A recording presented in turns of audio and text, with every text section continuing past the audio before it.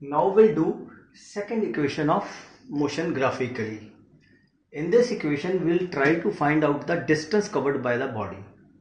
So suppose the body travels a distance in time t. So the distance traveled by the body is given by the area of the space between the velocity time graph, which is equal to the area of this figure. Means distance traveled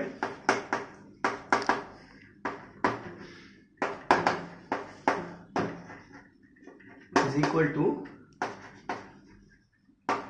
area of figure, the whole figure OABC. Now as we know, distance traveled is represented by the letter S. Now what is the area of this figure? Basically this whole figure is divided in two parts, and this part mathematically it shows a rectangle and second part is triangle. So we can write area of rectangle OABC plus area of triangle ABD.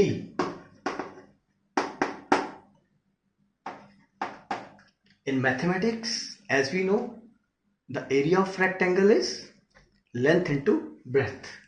Here, what is the length of this rectangle? OC, and the breadth is OA,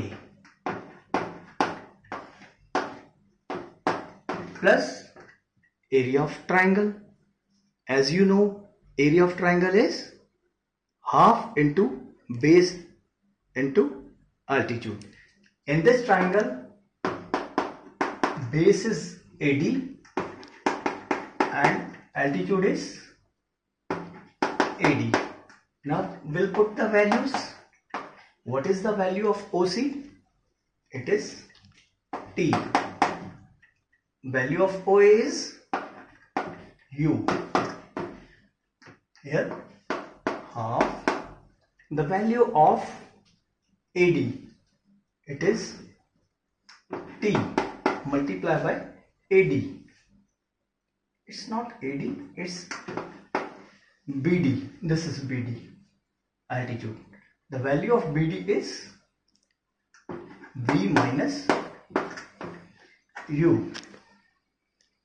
As we have done in first equation, V is equal to U plus AT, or if take U this side, V minus U is equal to AT. So we can put the value of V minus U as AT. So therefore it becomes S is equal to T into U or U into T, UT plus half multiplied by T multiplied by V minus U, we can write AT.